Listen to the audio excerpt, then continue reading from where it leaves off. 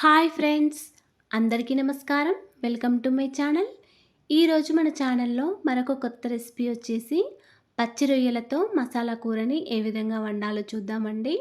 ఈ పచ్చి రొయ్యలతో మంచి మసాలాలు వేసి వండితే చాలా స్పైసీగా, చాలా రుచికరంగా ఉంటుందండి. నేను చేసే పద్ధతిలో ఈ పచ్చి రొయ్యల కూరని మసాలాలు వేసి ఏ విధంగా వండాలో చూపిస్తాను. ఇంట్లో వాళ్ళైతే చాలా ఇష్టంగా తిన్నారండి. మీరు కూడా చాలా ఇష్టంగా తింటారు. ఈ విధంగా ఒకసారి ట్రై చేసి చూడండి. మరి నోరూరించే ఈ పచ్చి రొయ్యల కూరని ఇప్పుడు రుచికరంగా ఏ విధంగా వండాలో చూద్దామండి. ముందుగా రొయ్యల పైన ఉన్న నరాలన్నీ తీసేసుకోవాలండి.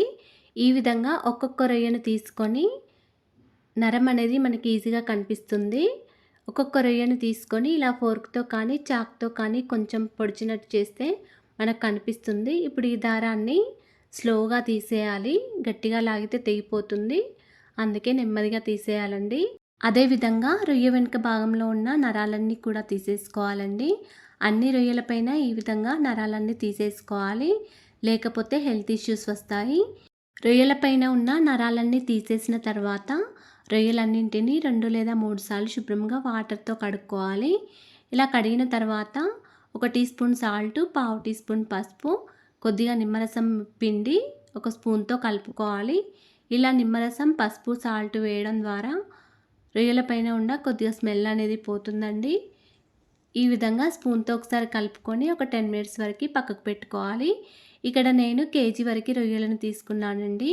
మార్కెట్లో వాటి పొట్టు తీసేసరికి ఇవి హాఫ్ కేజీ అయిపోయాయి. సాల్ట్, నిమ్మరసం, పసుపు వేసి కలుపుకొని పెట్టుకున్న రొయ్యలను ఒక 10 మినిట్స్ తర్వాత మళ్ళీ వాటర్తో ఒక 2 టైమ్స్ వరకు కడుక్కొని పెట్టుకోవాలి. ఇలా కడిగిన తర్వాత మనం కూరని ప్రిపేర్ చేసుకోవాలి. రొయ్యల కూర కోసం ముందుగా స్టవ్ ఆన్ చేసుకొని ఒక కడాయి పెట్టుకోవాలి. కడాయి వేడయ్యాక 4 లేదా 3 టేబుల్ స్పూన్ల వరకు ఆయిల్ వేసుకోవాలి. ఆయిల్ వేడయ్యాక 1 టీ స్పూన్ వరకు జీలకర్ర, ఒక 3 బిర్యానీ ఆకులు, పచ్చిమిర్చి వేసుకొని ఫ్రై చేసుకోవాలి. తర్వాత 3 లేదా 4 ఆనియన్స్ చిన్నగా ముక్కలుగా కట్ చేసుకొని వేసుకోవాలండి. ఈ విధంగా సన్నగా తరుక్కొని వేసుకోవాలి. ఆనియన్స్ అనేవి కొంచెం లైట్గా గోల్డెన్ కలర్ వచ్చే వరకు వేయించుకోవాలి. తర్వాత ఒక 4, 5 లవంగాలు, కొంచెం షాజీరా, 1 ఇలాచి వేసుకొని మళ్ళీ ఒకసారి కలుపుకోవాలి. తర్వాత కొంచెం దాల్చిన చెక్క వేసుకోవాలి. ఈ విధంగా మసాలాలు వేసిన తర్వాత ఒకసారి బాగా కలుపుకోవాలి. తర్వాత ఒక 2 టీ స్పూన్ల అల్లం వెల్లుల్లి పేస్ట్ వేసుకోవాలి. అల్లం వెల్లుల్లి పేస్ట్ వేసిన తర్వాత అల్లం పచ్చివాసన పోయే వరకు ఒకసారి ఫ్రై చేసుకోవాలి. తర్వాత ఒక హాఫ్ టీ స్పూన్ వరకు పసుపు వేసుకోవాలి. ఇక్కడ ఆనియన్స్ అనేవి కొంచెం పెద్ద సైజులో ఒక 3 ఆనియన్స్ చిన్న చిన్నగా కట్ చేసుకొని వేసుకోవాలండి. ఆనియన్స్ లైట్ గోల్డెన్ కలర్ వచ్చే వరకు వేయించుకోవాలి. తర్వాతనే మిగతా ఇంగ్రీడియంట్స్ వేసుకోవాలి. పసుపు, అల్లం వెల్లుల్లి పేస్ట్ వేసిన తర్వాత కొద్దిగా కరివేపాకు వేసుకోవాలండి. కరివేపాకు ఫ్లేవర్ చాలా బాగుంటుంది రొయ్యల కూరలో. తర్వాత ఒక 4 లేదా 5 టమాటాలంటే ఈ విధంగా సన్నగా తరుక్కొని వేసుకోవాలి. ఈ విధంగా టమాటాలు వేసిన తర్వాత ఒక 2 మినిట్స్ తర్వాత మనం రొయ్యలను తీసుకొని వేసుకోవాలి. టమాటాలు కొద్దిగా ఉడికిన తర్వాతనే శుభ్రంగా కడుక్కొని పెట్టుకున్న రొయ్యలను వేసుకోవాలి. ఈ విధంగా అన్ని రొయ్యలను వేసిన తర్వాత ఒకసారి బాగా కలుపుకోవాలి. ఉల్లిగడ్డలు, టమాటాలు రొయ్యల్లో కలిసే విధంగా ఒకసారి బాగా కలుపుకోవాలి. తర్వాత రుచికి తగినంత సాల్ట్ వేసుకోవాలి. ఇలా సాల్ట్ వేసిన తర్వాత కూడా మళ్ళీ ఒకసారి కలుపుకోవాలి. ఇక్కడ రొయ్యల కూరలో ఆయిల్ అనేది కొద్దిగా ఎక్కువగానే పడుతుందండి. ఇలా కలిపిన తర్వాత ఇలా మూత పెట్టుకొని ఒక 2 మినిట్స్ వరకు మూత పెట్టుకొని ఉంచుకోవాలి.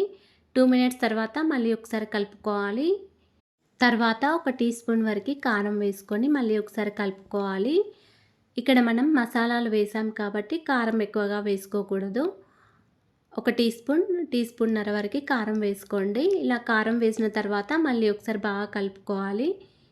ఇలా కలిపిన తర్వాత మళ్ళీ ఒక 2 మినిట్స్ వరకు మళ్ళీ మూత పెట్టుకొని ఉంచుకోవాలి. 2 మినిట్స్ తర్వాత మళ్ళీ మూత తీసి మళ్ళీ కలుపుకోవాలి. ఇలా రొయ్యలు మొత్తం కొద్దిగా వైట్ కలర్లో ఉన్నాయి కదా, కొంచెం గోల్డెన్ కలర్ వచ్చే వరకు ఇలా కలుపుకుంటూనే ఉండాలి.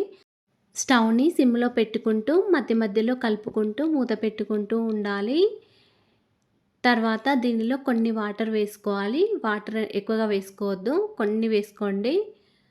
ఒక టీ గ్లాస్లో పావు టీ గ్లాస్ వరకు వాటర్ వేసుకొని మళ్ళీ ఒకసారి కలుపుకోండి. ఇలా కలిపిన తర్వాత మళ్ళీ ఒక 5 మినిట్స్ వరకు మూత పెట్టుకోండి. 5 మినిట్స్ తర్వాత మళ్ళీ కొద్దిగా కొత్తిమీర వేసుకొని మళ్ళీ ఒకసారి బాగా కలుపుకోవాలి. చూడండి ఫ్రెండ్స్, రొయ్యలనేవి కొద్దిగా తెల్లగా ఉన్నాయి. తర్వాత ఇవి కొంచెం లైట్ గోల్డెన్ కలర్ వచ్చే వరకి మూత పెట్టుకుంటూ కలుపుకుంటూ ఉండాలండి. తర్వాత ఒక పావు టీ స్పూన్ వరకు గరం మసాలాను వేసుకోండి. మీకు స్పైసీగా కావాలనుకుంటే గరం మసాలాను వేసుకోండి, లేకపోతే స్కిప్ చేయండి. మనం ఆల్రెడీ ముందే మసాలాలన్నింటినీ వేసాం కాబట్టి స్కిప్ అయినా చేయొచ్చు. తర్వాత ఒక అర చెక్క వరకు నిమ్మరసం పిండుకోండి. ఇలా నిమ్మరసం పిండడం ద్వారా వేయడం ద్వారా రొయ్యల కూర అనేది చాలా రుచికరంగా ఉంటుంది. పర్ఫెక్ట్ టేస్టీగా చాలా బాగుంటుందండి.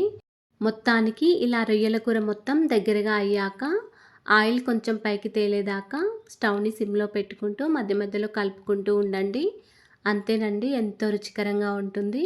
చూడండి ఫ్రెండ్స్, రొయ్యలు అనేవి పర్ఫెక్ట్ టేస్టీతో బాగా ఉడికిపోయాయి. మనం వేసిన మసాలాలన్నీ కూడా రొయ్యలకి చక్కగా పట్టేశాయి. చాలా రుచికరంగా ఉంటుంది. మీరు కూడా ఈ విధంగా ఒకసారి ట్రై చేసి చూడండి. ఈ వీడియో కనుక నచ్చినట్లయితే ఒక లైక్ చేయండి అండ్ షేర్ చేయండి. మా ఛానల్ని ఇంతవరకు సబ్స్క్రైబ్ చేసుకోకపోతే సబ్స్క్రైబ్ చేసుకోండి. Thanks for watching.